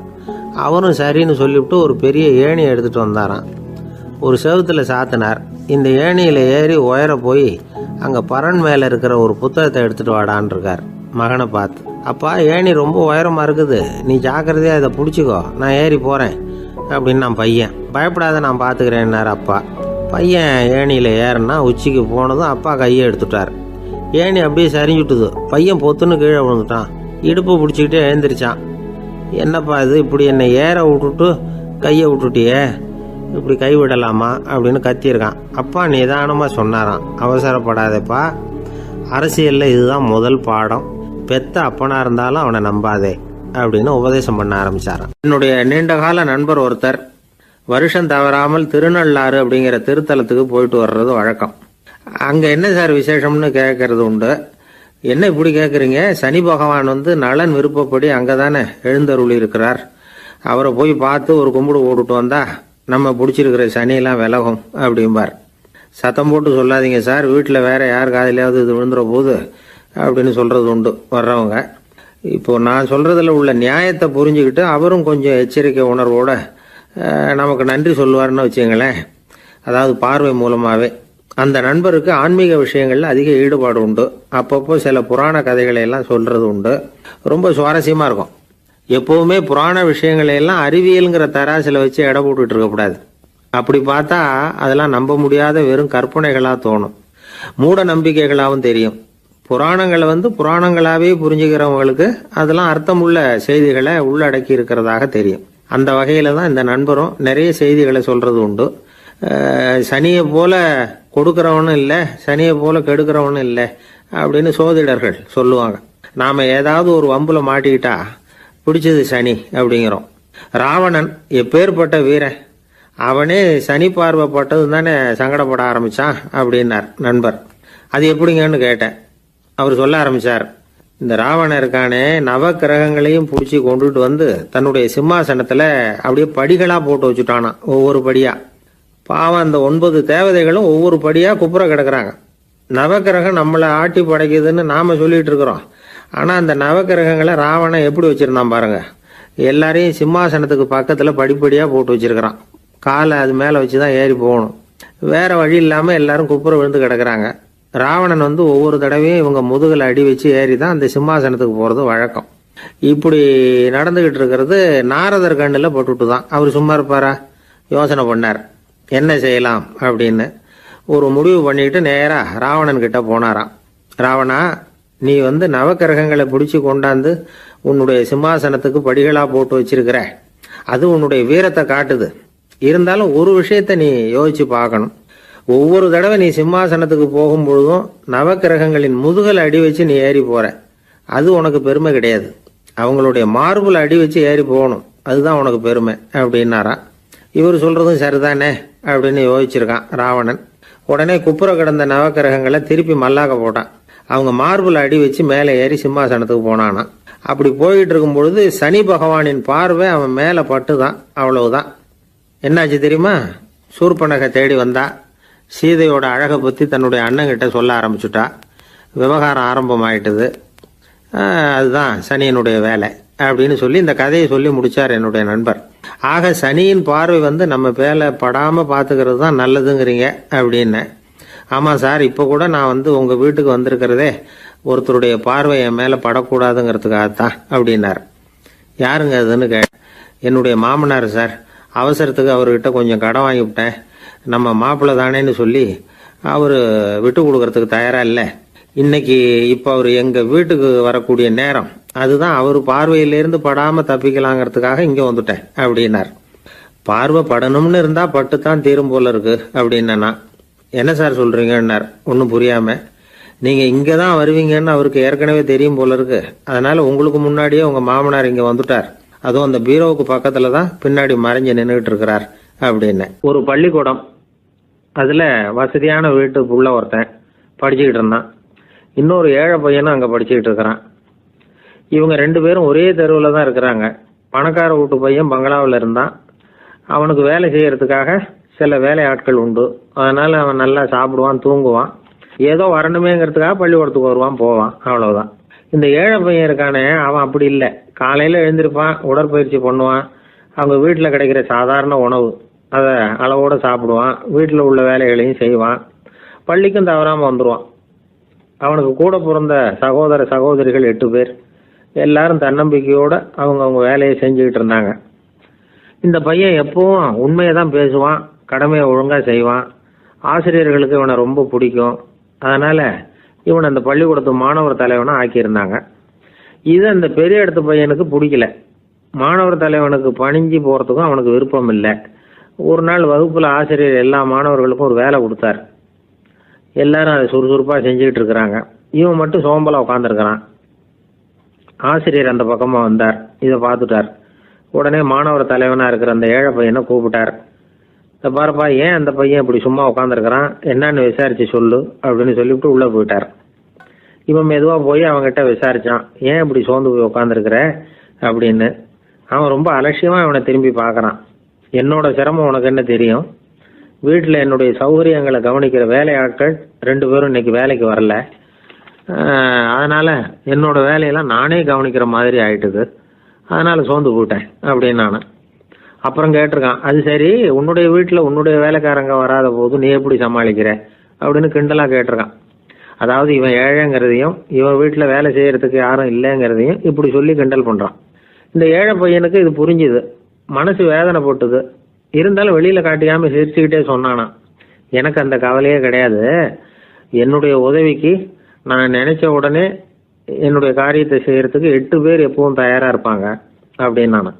இவன் இப்படி சொன்னதும் அவனுக்கு ஒரு மாதிரி ஆயிட்டு தான், தலையை குனிஞ்சுக்கிட்டே போட்டான். உள்ளே உட்காந்துருந்த ஆசிரியர் காதில் இது விழுந்தது. உடனே இந்த ஏழை பையனை உள்ளே கூப்பிட்டு போனார், கேட்டார், என்னப்பா இப்படி சொல்கிற? இவன் பொய் சொல்ல மாட்டாங்கிறது அவருக்கு தெரியும், அவனை சமாளிக்கிறதுக்காக இப்படி ஒரு பொய்யை சொல்லியிருப்பாங்கிறதையும் அவரால் ஏற்றுக்க முடியல. ஏன்பா நீ நினைக்கிற காரியத்தை செய்ய 8 பேர் தயாராக இருக்கிறதா சொன்னியே, உன்னுடைய சகோதர சகோதரிகளை குறிப்பிட்டு அப்படி சொன்னியா அப்படின்னு கேட்டார். இல்லைங்க ஐயா, நான் அவங்கள குறிப்பிட்டு அப்படி சொல்லலைன்னா. அப்படின்னா பொய் சொன்னியா? இந்த சின்ன விஷயத்துக்கு அப்படி பொய் சொல்லலாமான்னார். ஐயா நான் பொய்யும் சொல்லலைன்னா. இவன் அப்படின்னா நீ சொன்னதுக்கு என்ன அர்த்தம்னார். இப்போ அந்த பையன் சொல்கிறான், ஐயா நான் நினைக்கிறத செய்து முடிக்க என் கூட இருக்கிற அந்த 8 பேர் யாருன்னா 2 காலு 2 கை வாய் மூக்கு கண்ணு காது ஆக மொத்தம் 8.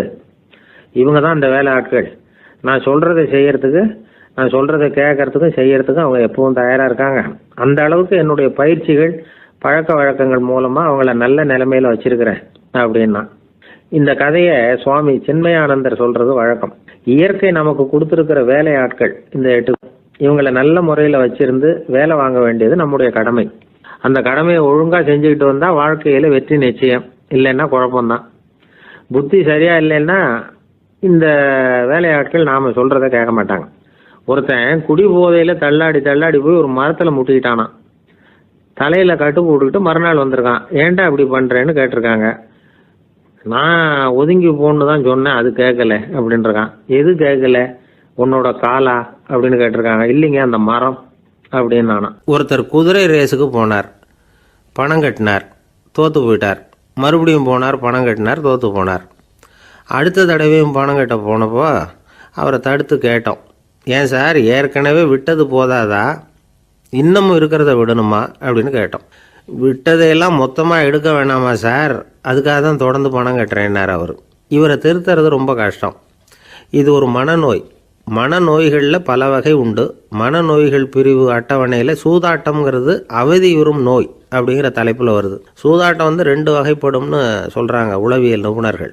ஒரு வகை எப்படின்னா நண்பர்களோடு சேர்ந்துக்கிட்டு மகிழ்ச்சியும் கிளர்ச்சியும் அடையிறதுக்காக ஈடுபடுறது, பிரச்சனைகளை தீர்க்கறதுல ஒரு ஆர்வம், கேளிக்கைக்காக கொஞ்சம் விட்டு பிடிக்கிறது அப்படிங்கிற மனுஷனுடைய அடி மனசில் உள்ள விபரீத பிணைய சுபாவம், இதெல்லாம் அதுக்கு காரணம். இன்னொரு வகை எப்படின்னா சூதாட்டத்தில் ஈடுபட்டு ஒரு கட்டாய நிலைமைக்கு ஆளாயிடுறது, ஈடுபடு அப்படின்னு மனசு ஒரு வெறித்தன்மையை தூண்டிக்கிட்டே இருக்கும். இப்படிப்பட்டவங்களுக்கு நாம் தோத்துக்கிட்டு இருக்கோங்கிறது தெரியும், நாம் ஜெயிக்கிறதுக்கான சந்தர்ப்பம் இல்லைங்கிறதும் தெரியும்.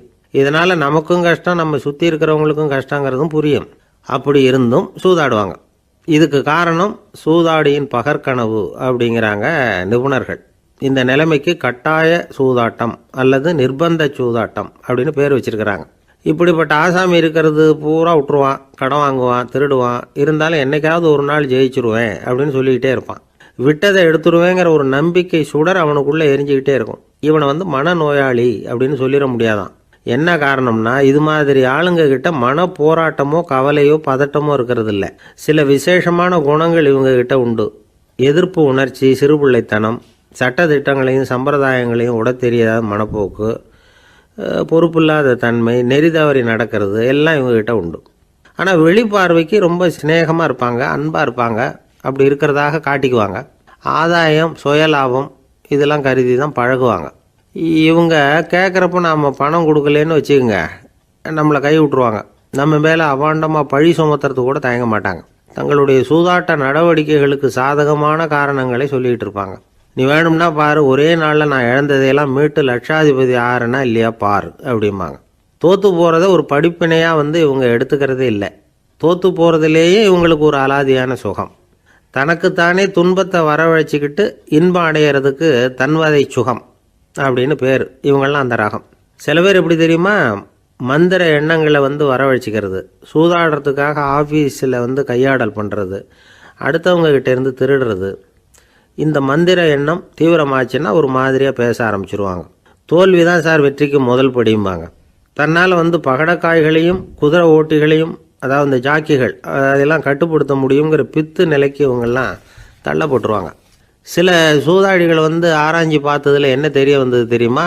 அவங்கெல்லாம் குழந்தை பருவத்தில் அன்புக்காக ஏங்கினவங்களாம், புறக்கணிக்கப்பட்டவங்களாம், உதவிகளை பெற முடியாதவங்க, இப்படிலாம் இருந்திருக்கிறாங்க.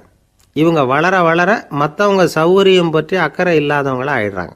அதிர்ஷ்ட தேவதை தன்னோடு இருக்கிறாங்க அப்படிங்கிற அசையாத நம்பிக்கை இவங்களுக்கு. இவங்களை திருத்துறது ரொம்ப கஷ்டம்.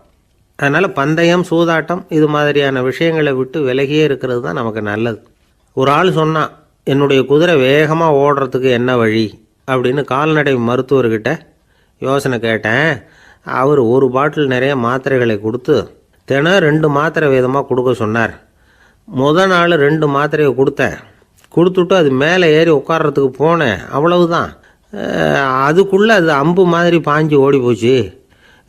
நான் இன்னும் உட்காரவே இல்லை, அதுக்குள்ளே பாஞ்சு ஓடி போச்சு அப்படின்னா. அடடா, அப்புறம் நீங்கள் என்ன பண்ணீங்க அப்படின்னு கேட்டாங்க.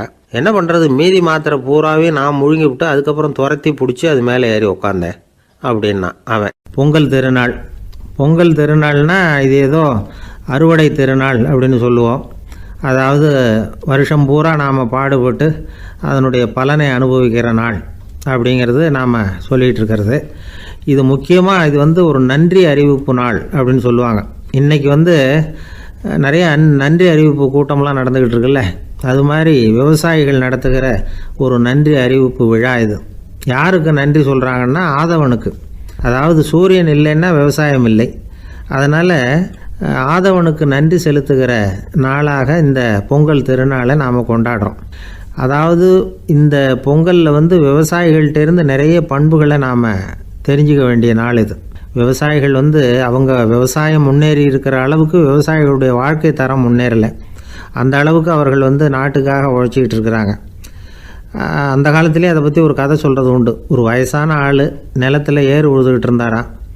கிழிஞ்சு போன ஒரு சின்ன துண்டை தான் இடுப்பில் கட்டியிருந்தாராம். தலையில் ஒரு கந்தலை சுற்றி இருந்தார். உடம்பு பூரா சேரு, ரொம்ப ஏழை. ஏறு ஓட்டிகிட்டு இருக்கிறவர் வேறு எப்படி இருப்பார்? இருந்தாலும் அந்த ஆள் ரொம்ப ஜாலியாக பாட்டு பாடிக்கிட்டே ஏறு உழுதுகிட்டு இருந்தாராம். உடம்புல தான் அவர் ஏழையை தவிர மனசில் ஒரு ஏழையாக தெரியல. அந்த சமயத்தில் அந்த நாட்டு ராஜா அந்த பக்கமாக குதிரை மேலே வந்தாராம். வேட்டைக்கு போயிட்டு பரிவாரங்களோடு திரும்பி வந்துக்கிட்டு இருக்கிறார். ரொம்ப செல்வ செழிப்பில் இருக்கிற ராஜா அவர் இந்த வயசான விவசாயியை பார்த்துருக்கார். இந்த ஆள் ரொம்பவும் ஏழைங்கிறது அவர் பார்த்தாவே பளிச்சுன்னு தெரியுது. கட்டிக்கிறதுக்கு நல்ல துணி இல்லை, உடம்போ இழைச்சி போயிருக்குது, வயிறு முதுகில் போய் ஒட்டிக்கிட்டு இருக்கு, கண்ணு குழி விழுந்து போயிருக்குது. ஆனாலும் முகத்தை பார்த்தா சந்தோஷமாக இருக்கிற மாதிரி இருக்குது. இவ்வளோ உற்சாகமாக பாடிக்கிட்டு இருக்கிறாரே அப்படின்னு ஆச்சரியமாக நினச்சி பார்த்தார் அந்த ராஜா. சரி, அவர்கிட்ட கொஞ்சம் பேச்சு கொடுத்து பார்க்கலாம் அப்படின்னு முடிவு பண்ணார். ஐயா பெரியவரே, இப்படி கொஞ்சம் வர முடியுமான்னாராம். பொழுது போகிறதுக்குள்ளே நான் இந்த வயல் பூரா உழவு ஓட்டி ஆகணும், அதனால் பேசுகிறதுக்கு நேரம் இல்லை அப்படின்னாராம் அந்த பெரியவர். என்ன அவ்வளவு அவசரமாக? மீதி இருந்தால் நாளைக்கு உழுதக்கூடாதா? அது சரி, உனக்கு எத்தனை ஏக்கர் நிலம் இருக்குது அப்படின்னு விசாரிச்சிருக்கார் ராஜா. எனக்குன்னு சொந்தமாக உள்ளங்கை அளவு கூட நிலம் கிடையாது. இது எங்கள் முதலாளியோட நிலம். இதை பூராவும் உழுது முடித்தா தான் அவர் கூலி கொடுப்பார். நான் கூலிக்கு உழுதுகிட்டு இருக்கிறேன். உங்ககிட்ட பேசிக்கிட்டு இருந்தால் அவருக்கு துரோகம் பண்ணது மாதிரி ஆகிடும் அப்படின்னாராம். ராஜா குதிரையை விட்டு கீழே இறங்கினார். வரப்பில் நடந்து அந்த பெரியவர்கிட்டே போனாராம். சரி, ஒரு நாள் பூரா உழுதா உனக்கு எவ்வளவு கூலின்னு கேட்டிருக்கார். 8 அணா கூலி கிடைக்கும்னாராம் அவர். இது ரொம்ப காலத்துக்கு முன்னாடி நடந்த ஒரு சம்பவங்கிறதுனால அப்போ 8 அணா கூலிங்கிறது ரொம்ப பெருசு. இருந்தாலும் அதுவும் அந்த ராஜாவுக்கு பெரிய கூலியாக தெரியல. இவ்வளவு தானா, இதை வச்சுக்கிட்டு நீ எப்படி காலம் தள்ளுற அப்படின்னாராம். ஒன்றும் கவலை இல்லை அப்படின்னாராம் அவர். ராஜாவுக்கு ரொம்ப ஆச்சரியமாக போச்சு. 8 அணா கூலி வாங்குகிற இந்த ஆள் கவலை இல்லாமல் இருக்கிறார், ஏராளமான வசதியோடு இருக்கிறன்னா கவலை இல்லாமல் வாழ முடியலையே அப்படின்னு நினச்சி பார்த்துருக்கார். அது சரி, 8 அணாவில் எப்படி குடும்பம் நடத்துகிற அப்படின்னு கேட்டாராம்.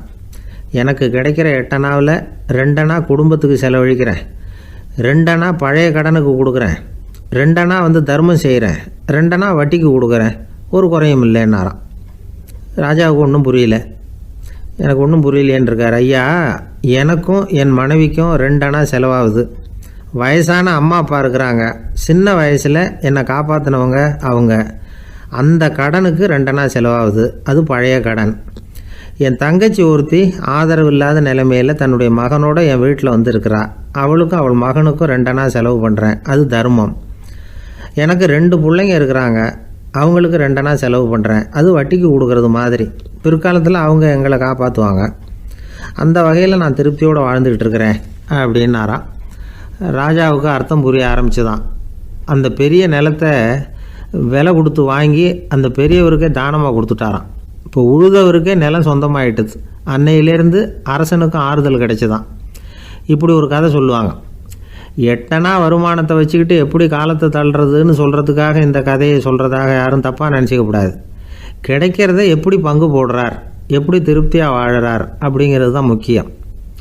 அது மாதிரி இன்றைக்கு இந்த பொங்கல் திருநாளில் உழவர்கள் மனசு மகிழ்ச்சியாக இருந்ததுன்னா அது எல்லாரும் மகிழ்ச்சியாக இருக்கிறது மாதிரி அர்த்தம்.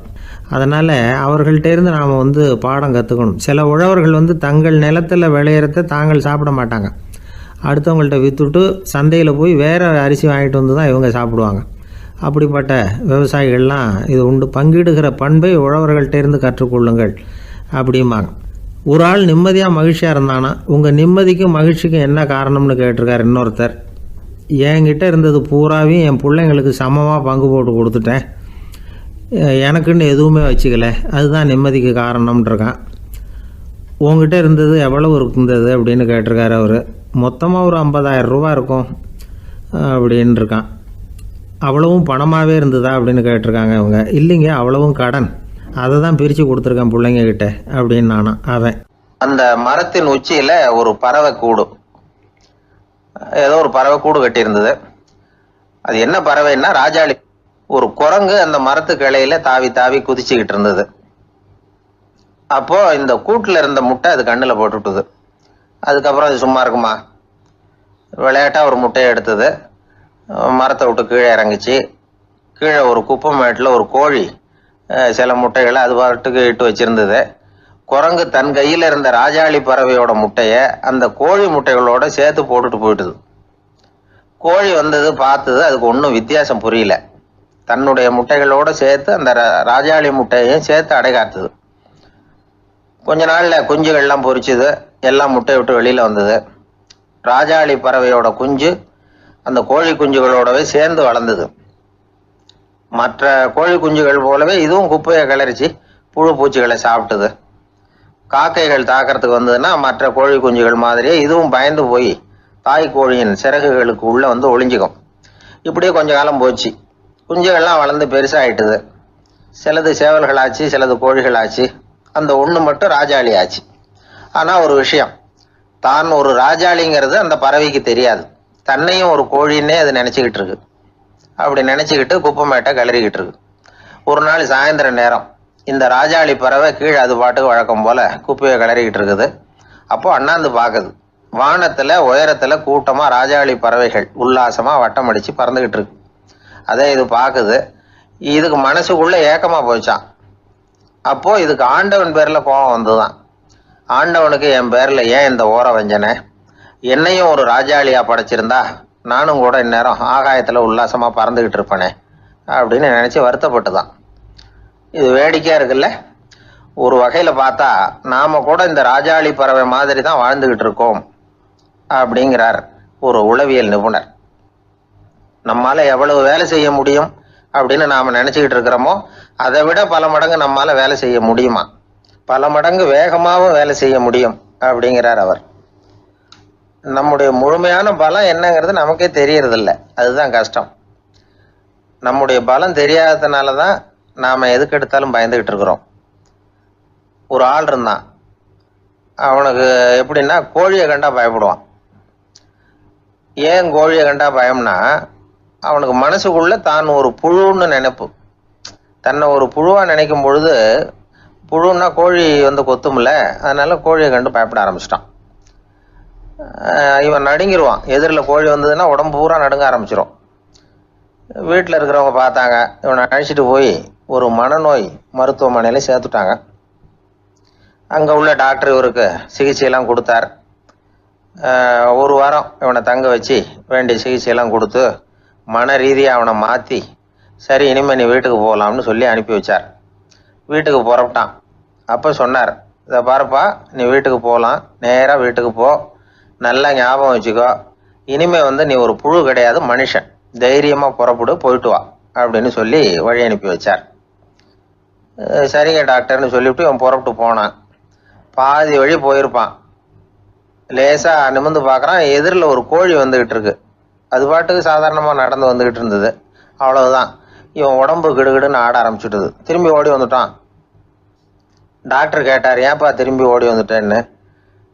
பாதி தூரம் போயிட்டேன் டாக்டர், எதிரில் ஒரு கோழி வந்துகிட்டு இருக்குது, அதான் பயமா இருந்தது, வந்துட்டேன்னா. டாக்டருக்கு ஒரு மாதிரி ஆயிடுது. அவர் சொன்னார், இதை பாருப்பா, நான் தான் சொன்னேனே, நீ ஒரு